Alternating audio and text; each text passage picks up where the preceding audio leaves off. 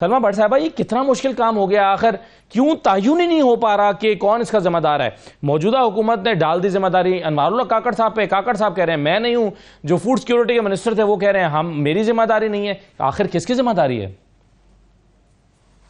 बिस्मिल्लाहिर्रहमानिर्रहीम, बहुत शुक्रिया आपका सर जी। बिल्कुल जो आपने सही कहा कि जो गंदम का बहरान है वो इस वक्त बहुत बड़ी इशू बन चुका है। पंजाब के हवाले से मैं इस पर ज्यादा बात करना चाहूंगी और ये असेंबली में इस पर बहुत ज्यादा खातिर ख्वाह बहस भी हुई।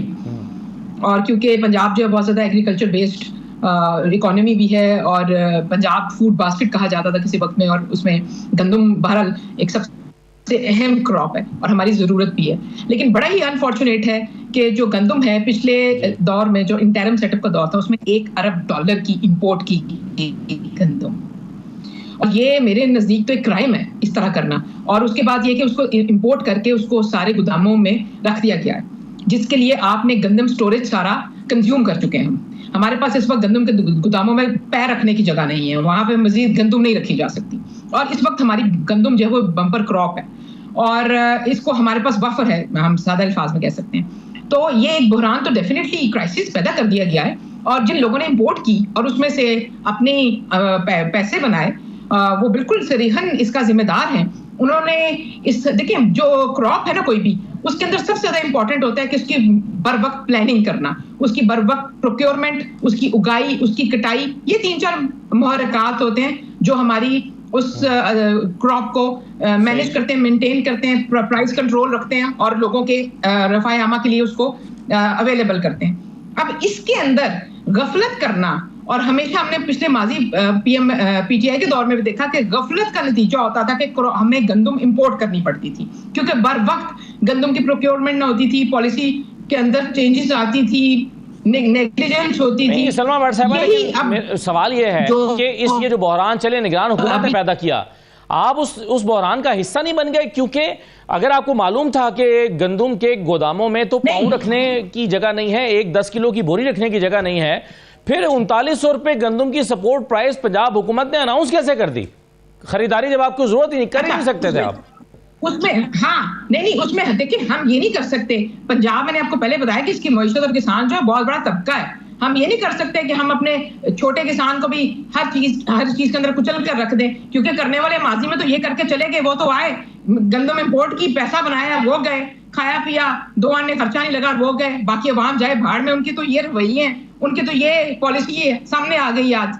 लेकिन हम ये नहीं कर सकते। हम देखिए 6 एकड़ वाला, 12 एकड़ वाला जो छोटा किसान है, क्या करें उसको? हम बेचते हैं।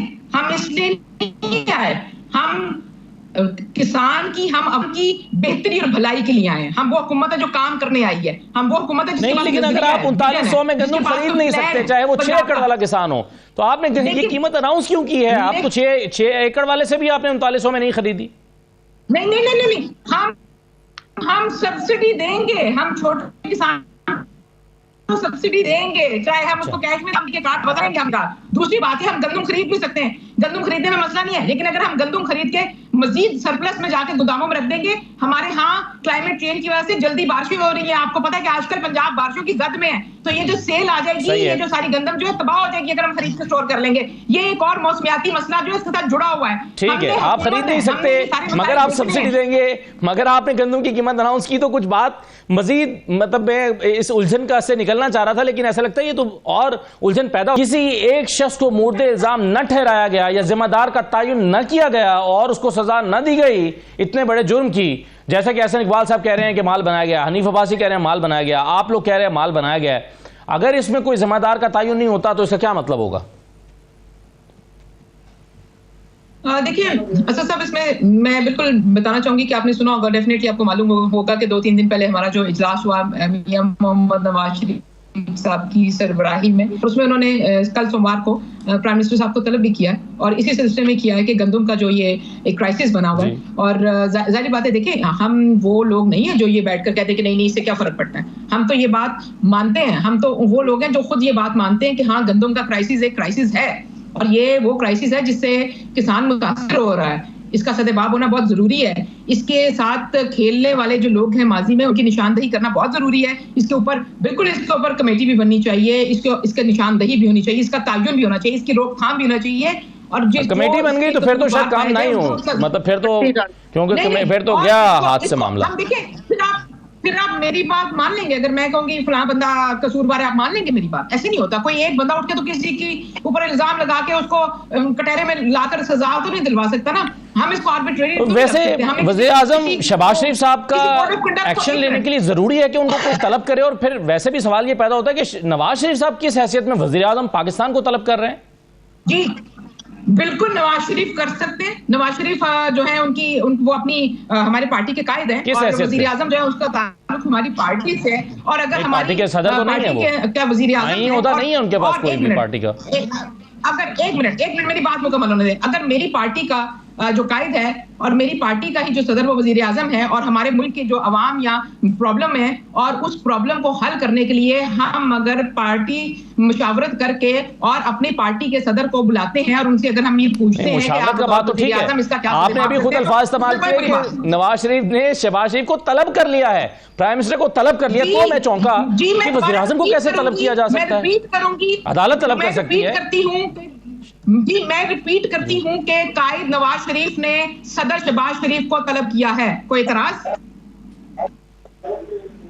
ओके, अच्छा बाकी चले। मुझे कोई एतराज नहीं है, मैं तो सवाल ही पैदा कर सकता हूँ, मेरे ज़हन में सवाल पैदा होता है, वो सवाल आपके सामने रख सकता हूँ। कोई हाँ आप जाहिर बात है, मैंने आपको जवाब दे दिया। मतलब नवाज शरीफ साहब को पार्टी का कोई और बंदा भी तलब कर सकता है क्या? चले खैर, ये आपकी सलमा साहब आवाज नहीं आ रही। हमारी पार्टी है, ये हमारी पार्टी का फैसला है, इसके ऊपर हम आप कोई कमेंट कोई राय अपनी रखना चाहते हैं आप 100 दफा रखें, लेकिन आप इंपोज नहीं कर सकते कि आप ऐसे करें आप वैसे करें। हमारी पार्टी हमारी मर्जी, हमारी पार्टी का कायद है, हमारी पार्टी की हायरार्की है, हम अपने कायद को जवाब दें और जरूर हैं। हमारे कायद हम में से किसी को भी तलब कर सकते हैं और वो जवाबदेही कर सकते हैं हमसे, हमारे किसी भी एक्ट की, चाहे मैं वो बतौर गवर्नमेंट का हिस्सा करूं या मैं बतौर पार्टी का हिस्सा करूं। ये हमारा प्रोरोगेटिव है और हम इसको इस्तेमाल करना अगर चाहते हैं और इस्तेमाल करना जानते हैं तो इसमें कोई कोताही नहीं है।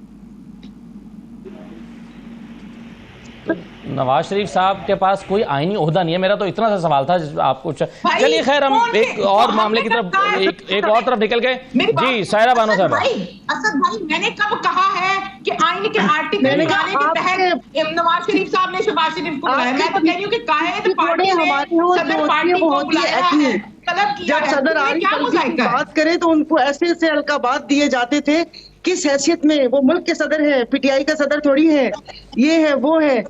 और अब यहाँ पर देख ले, कल अज़मा बुखारी साहबा ने भी कहा था कि अगर हम भी डिप्टी चीफ मिनिस्टर लगाते तो लगा सकते हैं, हमारी मर्जी, हमें कौन पूछने वाला है? जब कोई पूछने वाला नहीं है तो रहने दे, आप अपना सवाल करके अपना वक्त क्यों जाया कर रहे हैं? जब यहाँ पर मुल्क का कोई हुकूमत है ही नहीं, ना कोई जिम्मेदारों का तयन हो रहा है, ना जिनका वजीर दाखिला अपना, ना जिनका वजीर खजाना अपना, कुछ भी अपना नहीं है, तो करने खेलने दे इनको, क्या करके क्या सही है। चलिए बिल्कुल ठीक है। मेरी बात सुने, मैं एक और इशू की तरफ बढ़ना चाहता हूँ। चलिए तो जैसे सलमा भट्ट साहब ने कहा कि इस पर कमेटी बननी चाहिए और इसका प्रोब होगा। जी आप कुछ कह रही हैं? जी मैं कह रही हूँ कि सायरा आपा से मैं कह रही हूँ कि अगर मैं ये कहूँ कि आप जीडीए में ऐसे नहीं ऐसे करें, जीडीए में वैसे नहीं वैसे करें, आप इसको बाय करेंगे, आप मुझे कहेंगे ना बेबी भाई तुम कौन हो, जाके अपना काम करो, अपना रास्ता नापो। तो सेम इज मुस्लिम लीग नून कोई फैसला करती है तो उसमें सारे इतनी जोरों शोर से मुदाखलत क्यों करना चाहते हैं? नहीं सलमा भट्ट साहबा, शहबाज शरीफ वज़ीर आज़म पाकिस्तान है, मुस्लिम लीग नून नहीं है। वो वज़ीर आज़म पाकिस्तान है। वज़ीर आज़म पाकिस्तान को एक ऐसा शख्स तलब कर रहा है जो ना पार्टी का ओहदा रखता है, ना वो हुकूमत में कोई ओहदा रखता है। वो मुस्लिम लीग नून के सदर तो शहबाज शरीफ साहब है ना। तो इससे ये सवाल पैदा हुआ था। इसमें आपकी चलें राय आ गई, हम आपकी राय का एहतराम करते हैं। आपकी राय है, आप समझती कि नहीं फिर भी तलब किया जाना क्या लफ्ज़ दुरुस्त है, तो ठीक है, हम आपके क्या आपकी राय का एहतराम है।